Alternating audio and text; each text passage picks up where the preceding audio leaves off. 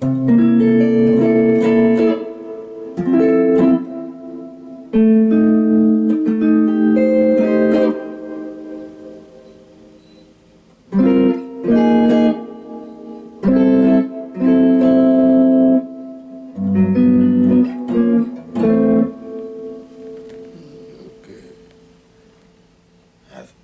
think I need just a little bit of low, and let's see. Okay, let's see.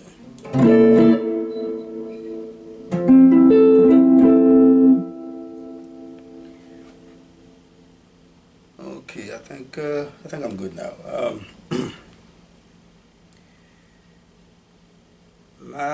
My practice partners. There's a subject that from time to time I, I go back to because it's a little bit complicated, at least for me. So so from time to time, I go back to it in order to master it. The reason why is because this is not something that musicians, guitar players use all the time, you know. So when you don't use something often, there's a chance that it might slip away from you. So I'm talking about the secondary dominant chords. You know, so and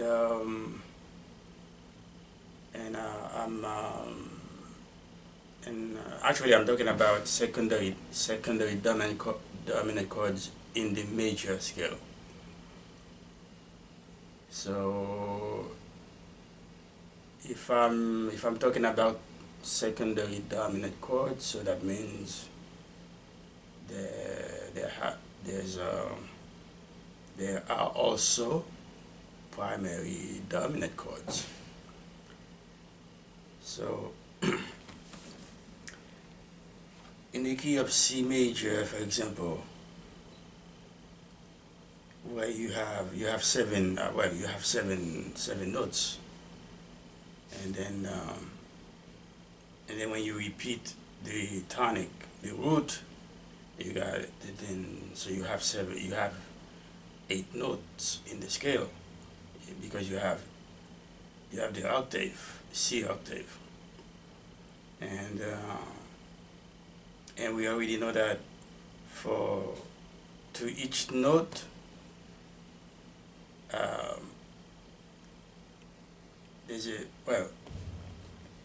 to each note there's a number attached.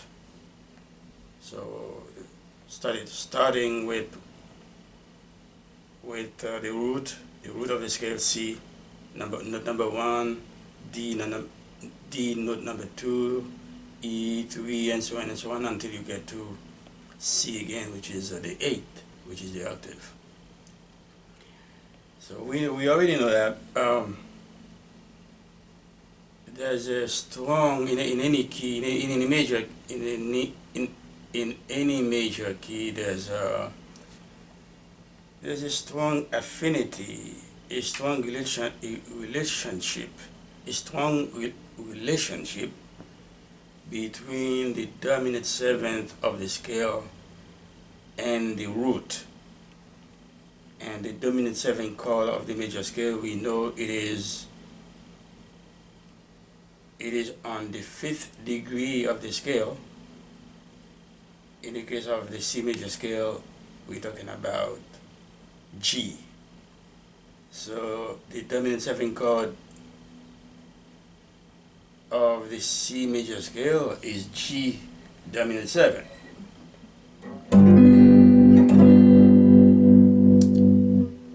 It's a simple chord. It's a simple bar chord I just played. Okay, that's a G dominant 7. Or I can even do it like this.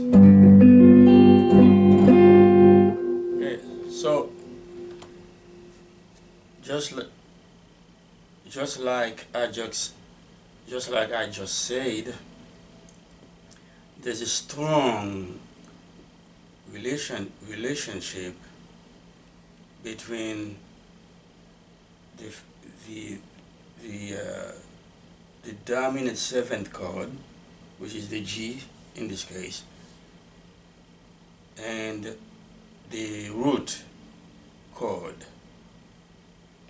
And in the key of C, the the chord built on the root would be C major chord. It can be a C major, C major chord. It can be just a simple open C major chord, or it can be major 7 chord, right here, over here. Okay. So if we're talking about secondary dominant 7th chord in a major scale, so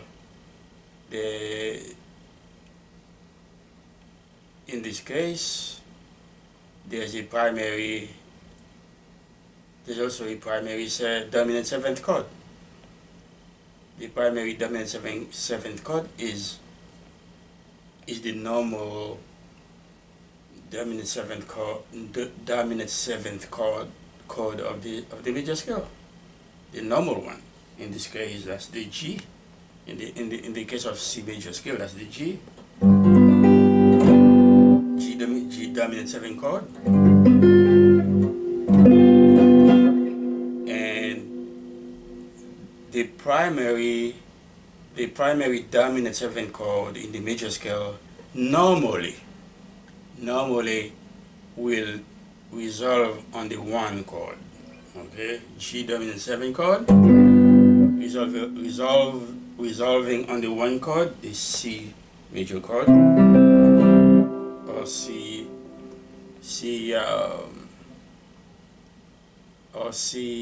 major 7 chord. Okay, so we know that the primary dominant 7 chord of the major scale is the normal dominant 7 chord built on the 5th degree of the major scale, and which usually resolve on the 1 chord. That we know that is established. But we can also have all the other chord in the major scale. Okay, we can have A7. Okay, we can have B7.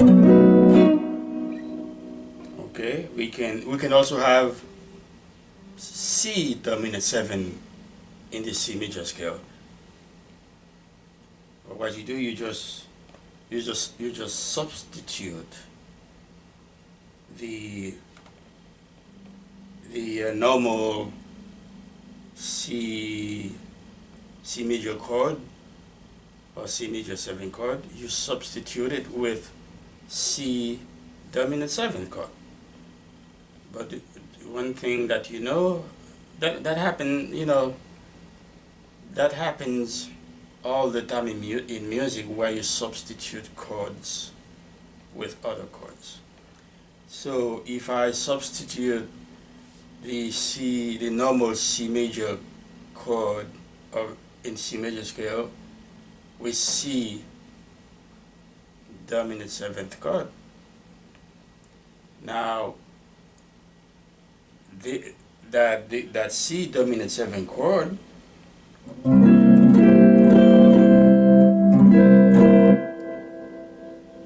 is not the primary dominant 7th chord of the scale, because we already established the primary dominant 7th chord of the C major scale, which is the G dominant 7th chord. That's the primary dominant 7th chord of the C major scale. In that case, any other dominant 7 chord you play, within the C major scale is a secondary dominant 7 chord, including the root dominant 7 chord, which is a C dominant 7 chord. This is a simple one. That's a secondary dominant 7 chord in the key of C major scale. Okay, so if normally this C dominant 7 chord does not resolve to the 1 chord, so where is it going to resolve? What chord is it going to resolve on? Well, one thing that we know that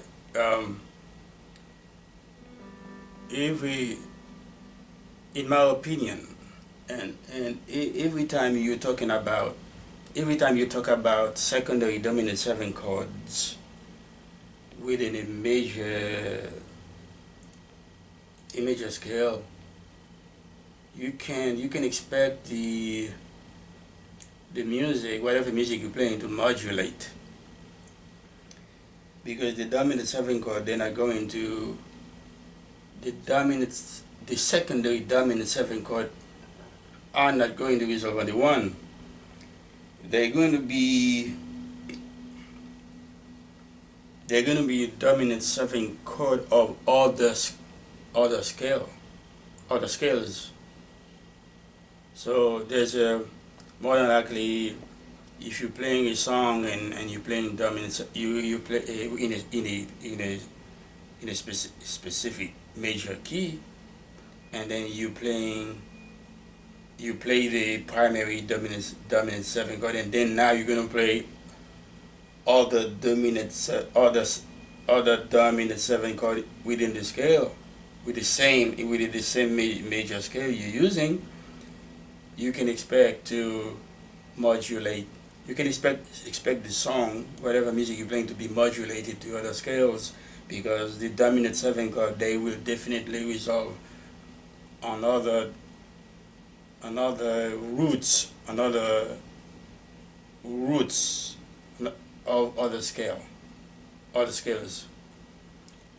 Okay, so if in that case, how do we determine the root of the new scale that the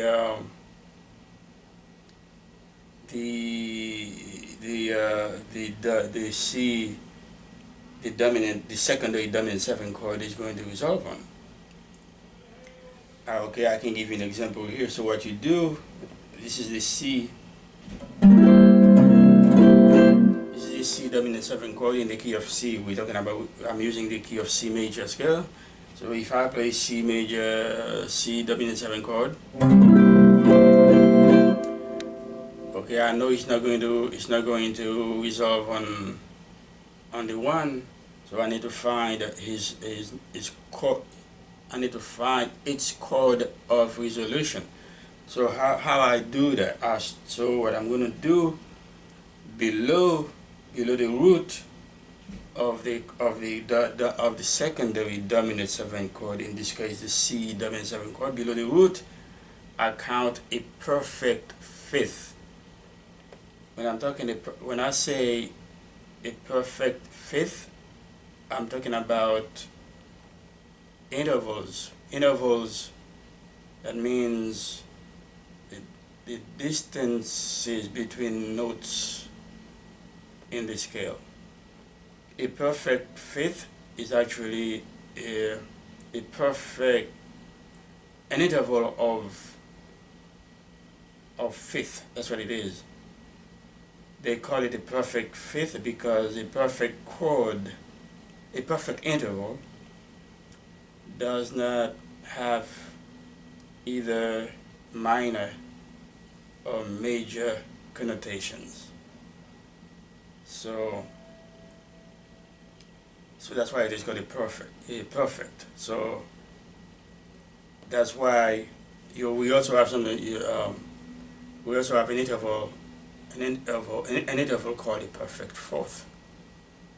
Okay, so that's why in a major scale, your three primary chords that you can use to play virtually any simple songs are the root, okay, subdominant, and the dominant. The root actually it's the root, is the home. That's the strong, to me, that's the strongest note of the scale, because it's so well at home. It is so well. It feels so contained in itself. It can exist on its own.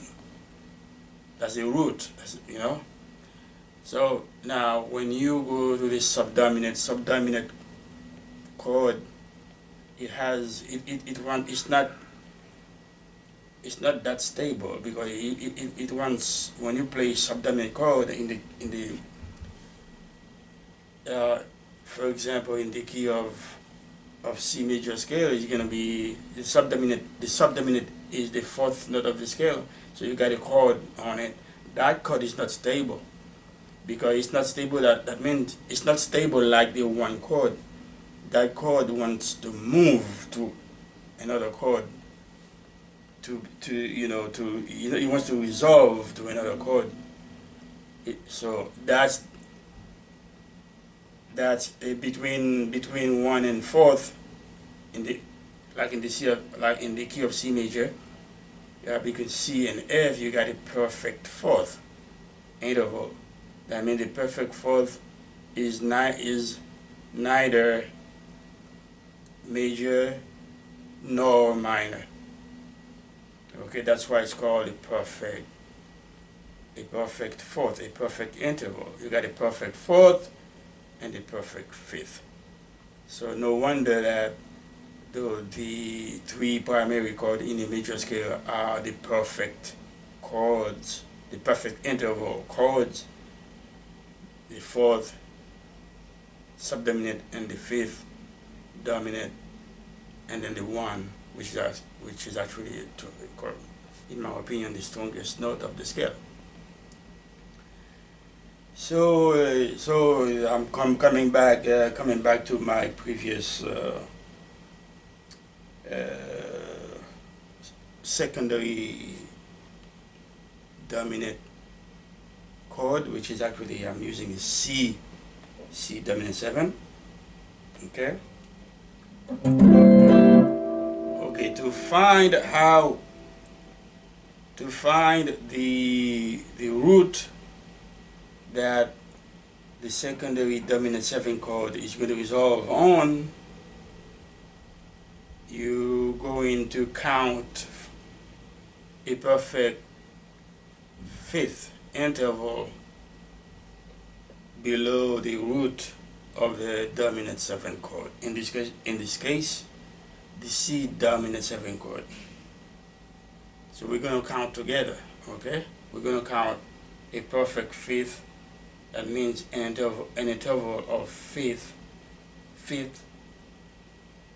distance, okay, below the root C of the C7 chord. When I count an interval of fifth, I start with a whole step, then a half step, then another whole step, another whole step. Then I find the root that I'm looking for. So let's see if we can do this together. My practice partners. So this is C. I'm on the 8th fret, 6th string. I'm going to move down a whole step to B flat. Okay.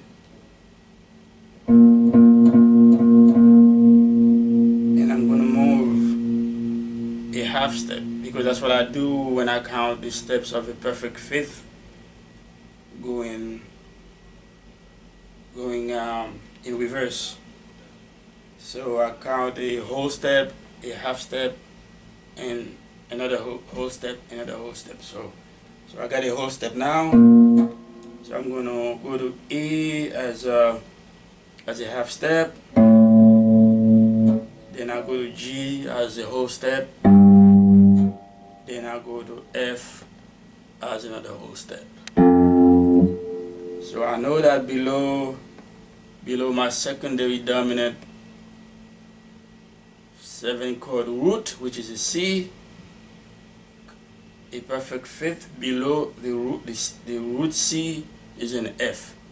So I know the dominant 7th chord, the C dominant 7th chord is going to resolve on F in the C major scale.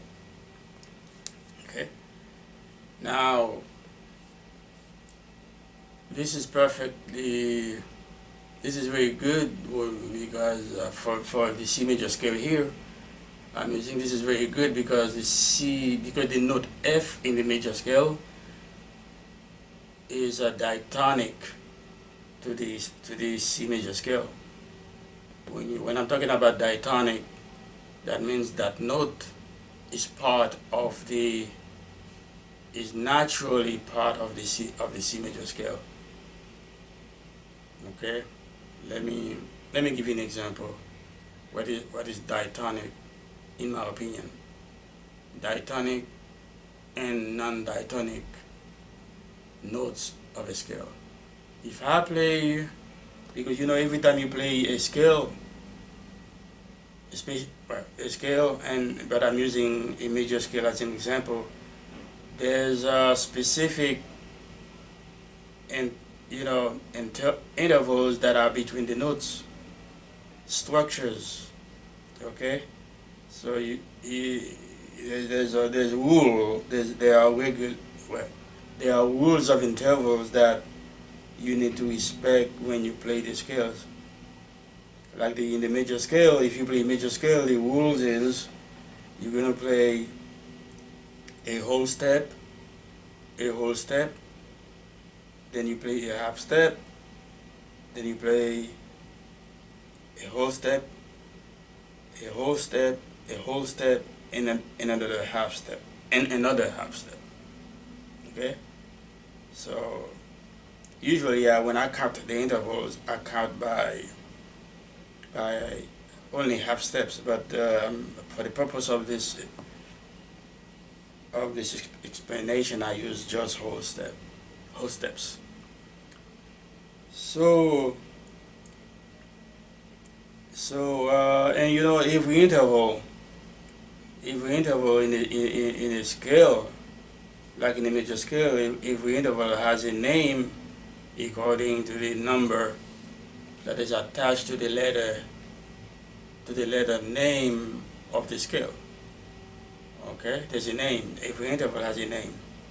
I think I covered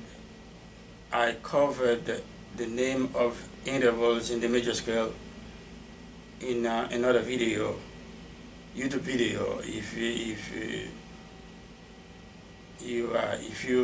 you want to know something about that, you can go back and you can go and look for that video, YouTube video that I posted on that subject. By the way, I am inviting you to subscribe to my channel, to my YouTube channel, and click that notifications bell so we can do this kind of practice sessions more often. That's the way I look at it. We practicing together. I'm not like teaching you. We are. If I'm teaching you, you're teaching me, because we're just practicing together. So I guess the rule of thumb for for the points of resolutions of secondary dominance in a major scale is to count, is to play your major, to find your dominant 7 chord in the scale. In this example I play C dominant 7 chord, and then you count a perfect fifth, an interval of fifth below the root of your dominant 7 chord, and this is the root of the chord that dominant, that secondary dominant 7 chord is going to resolve on. So in the key of C major, it's going to resolve on, if I play C. By the way, let's give the dominant 7 chord a number. Okay, a number name, I can say. Since I'm using the root of the C major scale as the 1. I'm gonna use it as 1/7, 1 dominant 7. Okay, so it's gonna be 1 C7 is gonna be 1 dominant 7 chord.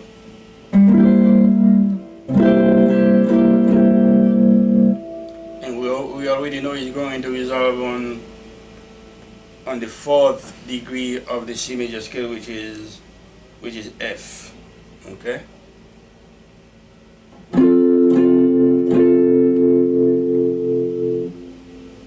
But something you need to remember, it is always a good practice to use the extensions of the dominant 7 chords, whether or not they are primary dominant 7th or secondary. Try to use the extension of the chords. When I say extensions, I'm talking about the tensions 9 and 13 that can add colors to your dominant 7 chord and make your chord more pleasing.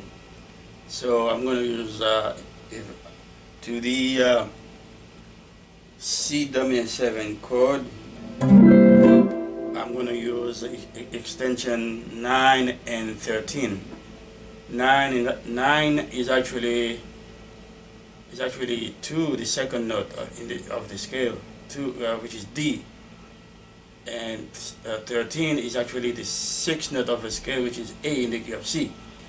So, but when you add 7 to, but when you extend the 2, I mean, you go to octave, you add 7 to the 2, give you 9, and you add 7 to the 6, we give you 13. So you have C dominant 7, 9, 13. Or you can just call it C13. Okay? And it's going to resolve on the 1. Remember how we found it, which is the F, but I'm going to play F major 7 instead of just a simple F. F major 7 is going to be that. Or I can even play F7. I mean F major 6/9. Okay, which is this chord here. All right. Okay. So, as a rule of thumb, we know that when you have a secondary dominant 7 chord, which is a 1/7, and then it's going to resolve on the 4th degree of the major scale, In the case of C major scale, it is F. So I got that. Do I can call this this movement 5/7. When you talking about when you say 5/7, you're talking about the dominant 7 chord. I can call this movement this relationship between the C dominant 7 chord, which is the 1/7. The one that means when I say 1/7, that means that dominant 7 chord was built on the root. So that's why I get one as a 1/7. But it's a dominant 7. It's a 5/7. 5/7 of what root? Because the dominant 7, whatever, any dominant 7 is going to resolve to a chord. So you can call the 5/7 of that chord.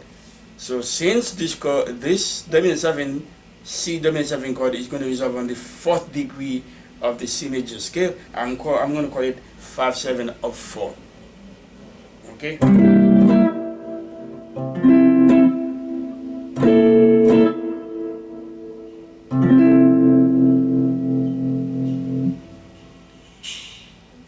I am going to stop this video right now because there are a lot of noise going on outside, because I think they're cutting trees. They're doing all kind of. They have some machines out there making a lot of noise. I'm gonna stop it, and I come back to the rest of the